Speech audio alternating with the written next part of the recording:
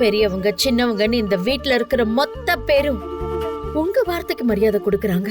அப்படி ஒரு கம்பீரம் உள்ளவங்க நீங்க. இந்த வீட்டுடைய கௌரவம், அந்தஸ்து, மரியாதை எல்லாமே கட்டு கொலையாம நிக்குதுன்னா அந்த பெருமைக்கு முழுக்க முழுக்க நீங்க தான் காரணங்கிறது எனக்கு மட்டும் இல்ல, இந்த குடும்பத்தை ஆச்சரியமா பாக்குற எல்லாருக்குமே தெரியும். ஆனா இவ்வளவு அதிகார தோரணையில எல்லாத்தையும் கட்டி காப்பாத்திட்டு இருக்கிற ராஜலட்சுமி அம்மா என் பொண்ணு வாழ்க்கையில மட்டும் நியாயத்தை பண்ணாம அநியாயத்தை பண்ணிட்டீங்களேம்மா. போதும். யார்கிட்ட என்ன பேசிட்டு இருக்கீங்க? ஐயோ, நான் உங்களை தப்பெல்லாம் பேசல. இங்க பாருங்க, நாங்க யாரும் உங்க பொண்ணுக்கு எந்த ஒரு அநியாயத்தையுமே பண்ணல. இது எல்லாமே நீங்களும் உங்க பொண்ணு தேடிக்கிட்டது. அவ இந்த வீட்ல கால் வச்ச நாள்ல இருந்து இந்த வீட்ல என்ன நல்லது நடந்திருக்கு? அமைதியா இருந்த குடும்பத்துல இன்னைக்கு ஏதாவது ஒரு பிரச்சனை தினமும் நடந்துகிட்டே இருக்குன்னா அதுக்கு முழுக்க முழுக்க உங்க பொண்ணு மட்டும்தான் காரணம். கல்யாணத்துல இருந்து எந்த ஒரு விஷயத்திலையும் உங்க யார்கிட்டயுமே உண்மையே இல்லையேங்க.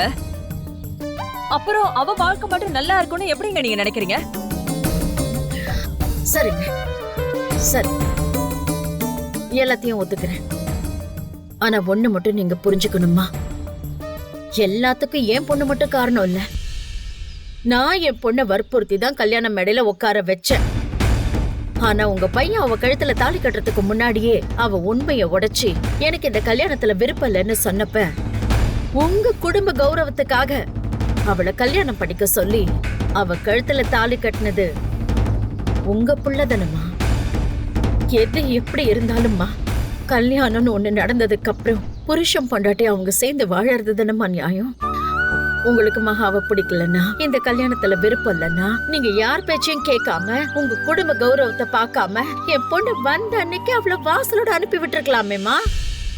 நாங்களும் அது எங்க தலையெழுத்துன்னு நானும் எல்லாத்தையும் தலை முழுகிட்டு என் பொண்ணை கூட்டிட்டு போயிருப்பேன். ஆனா உங்க சுயநலத்துக்காக அவளை பேருக்கு மருமகளா ஏத்துக்கிட்டு இப்படி ஒவ்வொரு நாளும் அவ உணர்வுகளோட விளையாடிட்டு இருக்கிறது எந்த விதத்துலமா நியாயம்? வேணாம். வேணுமே, எனக்கு வேணுமே. என் பொண்ணு நல்லா இருக்கணும், அவ புருஷனோட சேர்ந்து சந்தோஷமா வாழணும்னு ஒரு பெத்தவளா எனக்கு வேணுமே.